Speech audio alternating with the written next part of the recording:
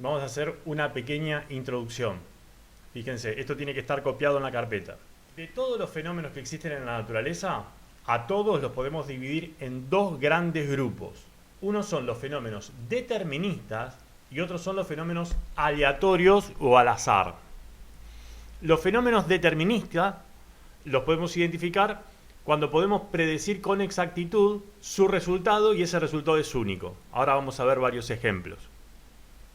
Y los fenómenos aleatorios, tenemos un conjunto de resultados posibles y a cada uno le tenemos que asignar una probabilidad de ocurrencia. Por ejemplo, fíjense, un mismo experimento, cómo puedo verlo de dos puntos de vista distintos, pero solamente de esos dos únicos puntos de vista. Vamos a hacer un experimento que es arrojar un dado. Si la pregunta que quiera responder el experimento es hacia dónde va a caer el dado siempre va a caer hacia abajo, con lo cual eso lo estudia la física y es un fenómeno determinista. Ahora, si el estudio está orientado a saber qué número va a salir en la cara superior del dado cuando el dado ya está en reposo, ¿se entiende? Tirar un dado y ver y poder predecir qué número va a salir en la cara superior del dado cuando el dado está en reposo, eso ya es un fenómeno aleatorio. ¿Por qué? Porque, primero, tenemos un conjunto de resultados posibles. Pueden salir del número 1 al número 6 en el dado. Pero, ¿qué pasa? No puedo predecir qué resultado va a salir. Puedo decir qué probabilidad tiene cada cara de quedar arriba. Pero no puedo decir ahora va a salir el 1, tirar y que salga el número 1, digamos, científicamente. Después es una cuestión de suerte que le pegues o no. Pero esa suerte no entra en estos cálculos. Espero que se entienda la diferencia entre lo que es un fenómeno aleatorio y un fenómeno determinista. Vamos a ahondar un poquito más en lo que son los fenómenos aleatorios, que es donde entra la probabilidad y la estadística, ¿no? Fenómeno aleatorio o al azar es cuando, aún como decíamos recién, conociendo las posibilidades de los resultados posibles, no se puede no se puede asegurar cuál será su resultado final, con el ejemplo del dado. Sabiendo que puede salir solo del 1 al 6, no puedo decir qué número va a salir en la próxima tirada, ¿sí? Y vamos a ver un cachito también qué condiciones debe cumplir un experimento para que sea aleatorio. Debe cumplir estas tres condiciones sí o sí. Se debe poder conocer todos los resultados posibles y asignarles a cada uno una probabilidad de ocurrencia, ¿sí? Si no conozco todos los resultados posibles, no puedo hacer estos estudios ni puedo aplicar la probabilidad y la estadística, ¿no? Esta rama de la matemática. 2. Al realizar el experimento bajo las mismas condiciones iniciales y sabiendo todos los resultados posibles, no se sabe qué resultado se obtendrá en la próxima tirada en el ejemplo del dado. Y 3. Se debe poder realizar el experimento bajo estas mismas condiciones infinidad de veces, ¿sí? Cuando ocurren estos tres, es decir, conociendo todos los resultados posibles, le puedo asignar a cada uno una probabilidad de ocurrencia. Bajo las mismas condiciones iniciales, no sé qué resultado, cuál de todos esos resultados posibles va a salir. Y, pudiendo realizar el experimento infinidad de veces, si puedo hacer eso, el experimento es un experimento aleatorio. Ahora vamos a ver algunos ejemplos y vamos a decir si son aleatorios o deterministas estos fenómenos, ¿sí? ¿Qué temperatura tendremos dentro de una semana? O sea, ¿qué temperatura va a haber en el ambiente dentro de una semana? Es totalmente aleatorio, ¿sí? No lo puedo saber. Darle una probabilidad, pero no puedo saberlo en realidad. A los aleatorios los vamos a poner en rojo y a los deterministas los vamos a poner todos en azul. Bien, ganar un premio de la lotería, aleatorio. ¿Sí? Es un fenómeno aleatorio. Si hoy es jueves, ¿qué día será? Dentro de 3 días, jueves, viernes, sábado, domingo va a ser. Con lo cual puedo predecirlo y el resultado es único, es determinista. ¿En qué dirección caen los objetos en caída libre? Determinista, siempre caen para abajo. ¿A qué temperatura hierve el agua a nivel del mar? 100 grados centígrados, determinista. Si quieren hagan pausa ustedes, si no se me hace muy largo el video con silencios. Después del miércoles sigue el jueves, es determinista. Resultado de lanzar un dado es aleatorio, ¿no? No sé qué va a suceder. Ganar una competencia de natación, bueno, hay condiciones iniciales que si estoy muy bien preparado tengo más chances de ganar, pero en realidad no es como un partido de fútbol, no sabes el resultado. Supongamos que es, aleatorio. Puedes aumentar tus chances de ganar. Este está medio dudoso, pero bueno. ¿Cuánta gente habrá en la cola del banco la próxima semana? No lo sé. Aleatorio, puedo estimarlo, pero no lo puedo saber a ciencia cierta. ¿Cuántos años tendré dentro de 5 años? Determinista. ¿A qué temperatura funde el hierro? Determinista. Son 1900 centígrados. El equipo de fútbol que ganará el domingo sigue siendo aleatorio, porque pueden pasar 1000 cosas. Podés tener muchas chances de ganar, pero el peor equipo puede ganarle mejor. Tiempo de duración de una lámpara, de una lamparita o cualquier foco de luz. Esto la fábrica te da un tiempo estimado. ¿Por qué? Porque agarra un lote de producción, mide, esto se hace, mide cuánto tardan en quemarse y te dice que va a tener 2000 horas de vida útil más o menos un error, ¿sí? O sea, puede ser 2500 o 1500. Ahí está la calidad de las lámparas. Con lo cual es aleatorio. Bueno, partiendo de este concepto vamos a empezar con la clase. Bien, chicos, vamos a empezar a ver probabilidad estadística. Vamos a comenzar con la estadística. Todo lo que vamos a ver es estadística. Y la tarea sería copiar todos estos conceptos y tenerlos en la carpeta. ¿Sí? Me saca una foto de la carpeta y me la envían. A lo último de la clase vamos a ver algunos ejercicios, pero lo van a desarrollar conmigo para ir fijando conceptos. Entonces, esto cópienlo, por favor. En la clase yo voy dando ejemplos para que se comprendan los conceptos, ¿no? Entonces, la estadística es una disciplina que permite predecir fenómenos con cierto grado de exactitud. Por eso es necesaria para recopilar datos, analizarlo y poder extraer conclusiones. Se habla mucho de estadística y se habla mucho de probabilidad, sobre todo la información que llega comúnmente respecto a economía o decisiones políticas y demás. Se miente muchísimo, pero eso no desvirtúa la herramienta. Las predicciones que se pueden hacer son con una exactitud matemática. Es más, podemos calcular el grado de error que tenemos por la naturaleza de un experimento o que queremos tener. Usos que no tengan nada que ver con la matemática, o sea, que se desvirtúen los valores por cuestiones políticas o intereses económicos o lo que sea, no quiere decir que la herramienta no sirva. Eso por un lado. Por otro lado, hay que saber interpretar los resultados que nos dan nuestros cálculos. Hay como una especie de leyenda urbana que dice que siempre el pronóstico meteorológico se equivoca. Y eso es falso. Eso es no saber interpretar el pronóstico.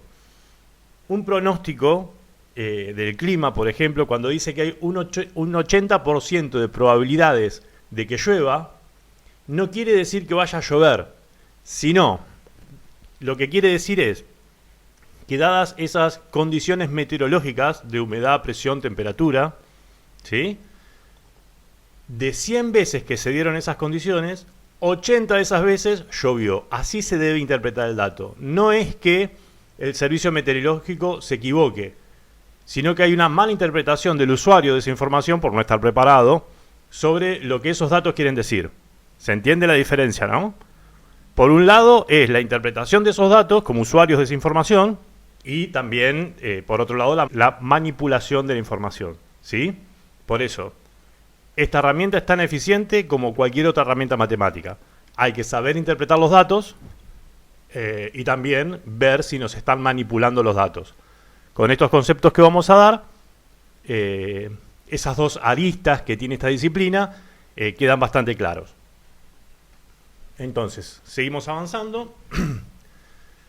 La estadística es la disciplina que estudia los modos más adecuados de recopilar, presentar, describir e interpretar datos.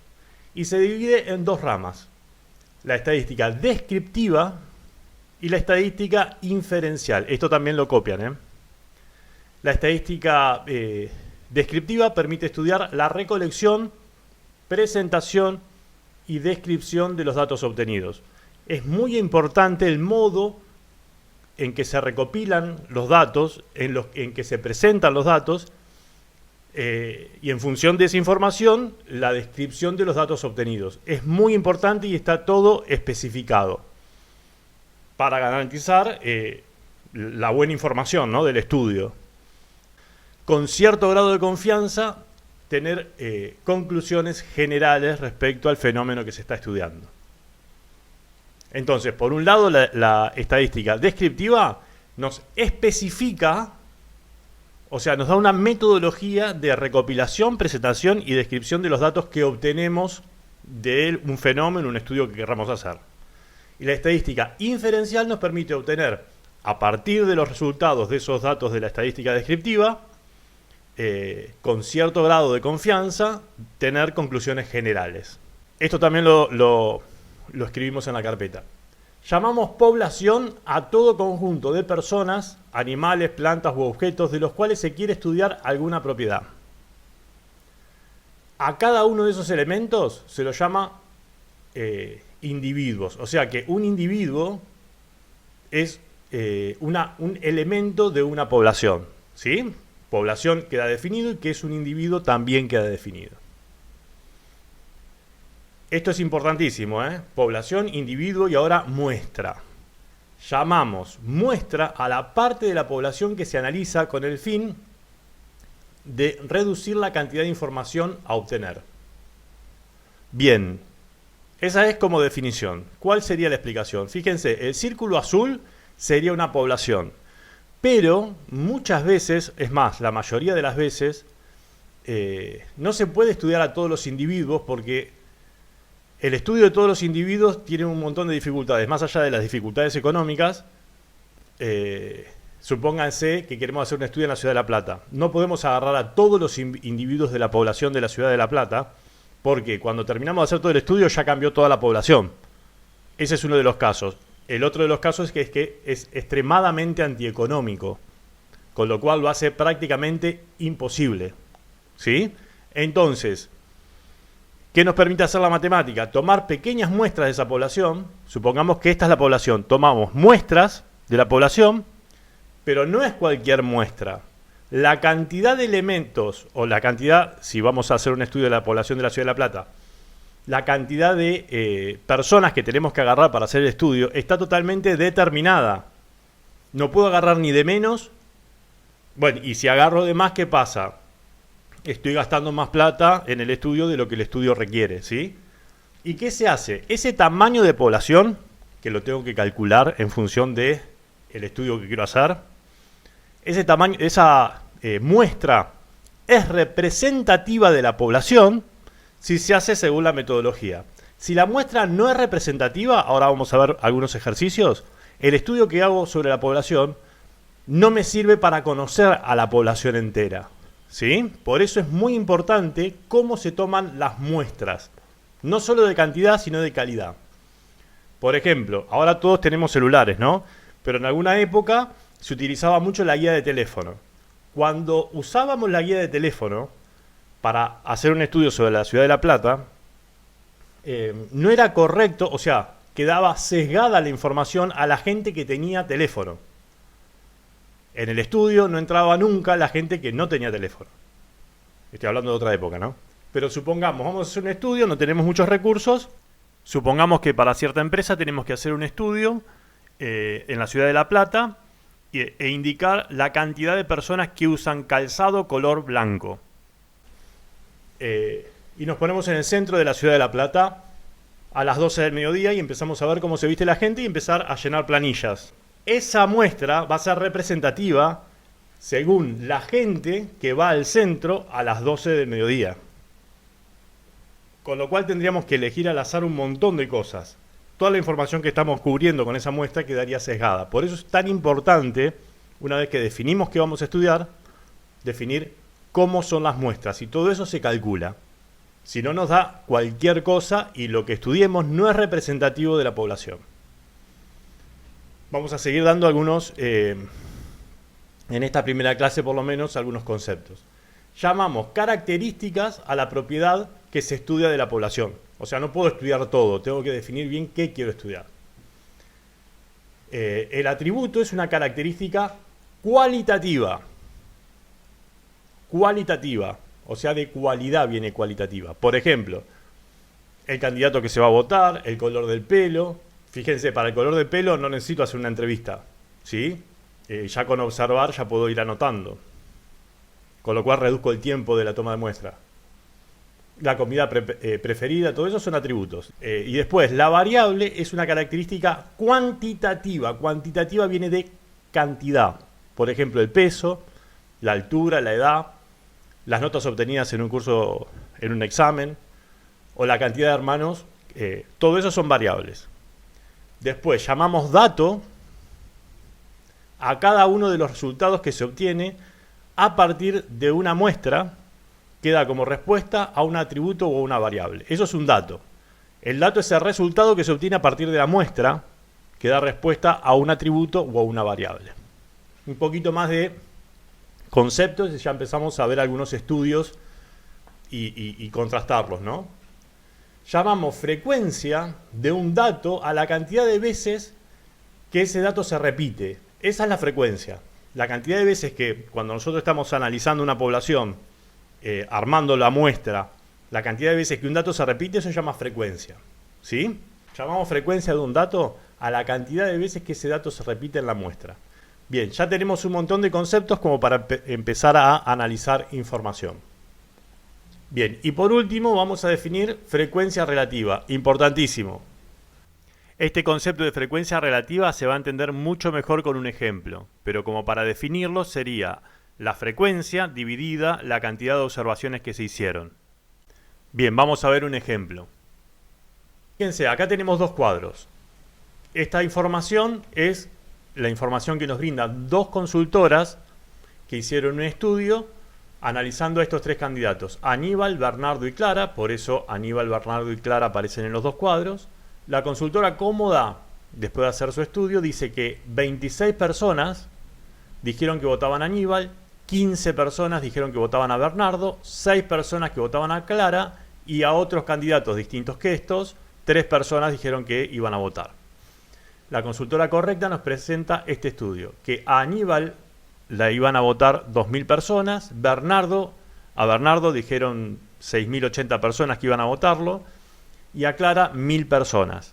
A otros candidatos 920 personas. Bien, a partir de esta información, ¿qué tendríamos que hacer nosotros? Primero, vamos a calcular a la cantidad de gente que entrevistó la consultora Cómoda. Entonces, sumamos todas las personas consultadas, que son 26 más 15 más 6 más 3 igual.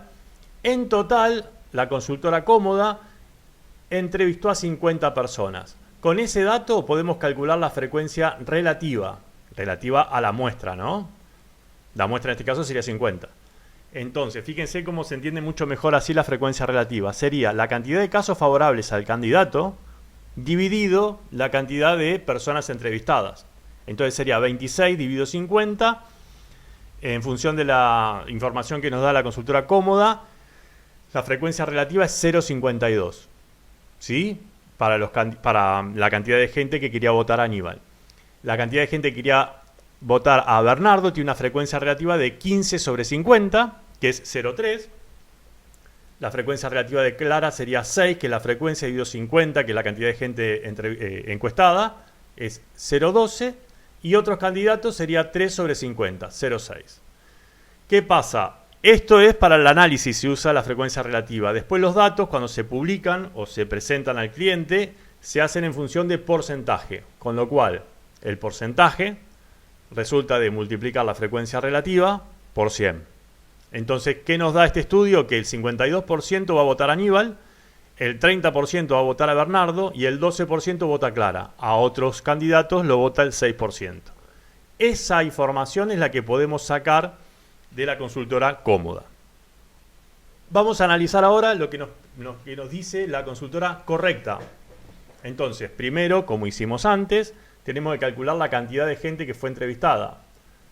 2.000 más 6.080 más 1.000 más 920. Igual, 10.000 personas fueron entrevistadas. Bien, vamos a calcular la frecuencia relativa. Sería, para Aníbal, sería 2.000 sobre 10.000, que es 0,2. Para Bernardo sería 6.080 sobre 10.000, que es 0,608. Para Clara es 1.000 sobre 10.000, que es 0,1. Y otros candidatos sería 920 sobre 10.000, que es 0,092. Cuando sacamos el porcentaje que resulta de multiplicar la frecuencia relativa por 100, nos da que Aníbal tiene un 20% sería como intención de voto, Bernardo 60,8%, Clara 10% y otros candidatos 9,2%. Abismal diferencia con el estudio anterior. Bien, ¿cuál de los dos estudios, si se siguieron todos los procedimientos correctamente, es más creíble? Sería el de la consultora correcta porque tiene más tamaño de muestra. Acá se consultaron a 10.000 personas y acá se consultaron a 50 personas. Por eso es tan importante determinar el tamaño de la muestra. ¿Sí? Si el tamaño de la muestra está mal tomado, los datos no sirven. Es una opinión individual, no sirven. ¿Sí? Por eso también se hace tanta confusión cuando se toman estudios o encuestas. Si está mal la metodología, da mal el resultado. Fíjense, bajo la encuesta de la consultora cómoda, que ellos te muestran todos los papeles, y hay 26 personas, 15 personas, 6 personas, pero está mal hecho el procedimiento. Fíjense, acá gana Aníbal con 52%, cuando en realidad estaría ganando Bernardo con el 60,8%. ¿Sí? Otra forma de ver los datos es hacer estas barras, ¿no? Fíjense, la encuestadora, la consultora cómoda da estos datos, pero si no te dicen el tamaño de la muestra, no tenés prácticamente nada, porque no sabés si es representativo de la población. La consultora correcta serían estos los datos. Otra forma de ver los datos es la siguiente, así, fíjense la diferencia abismal en los resultados. ¿Sí? Bueno, hasta acá la clase de hoy. Las filminas tienen que estar copiadas en la carpeta, me envían la carpeta y ya vamos a ver si ponemos un par de conceptos más y empezamos a hacer ejercicios.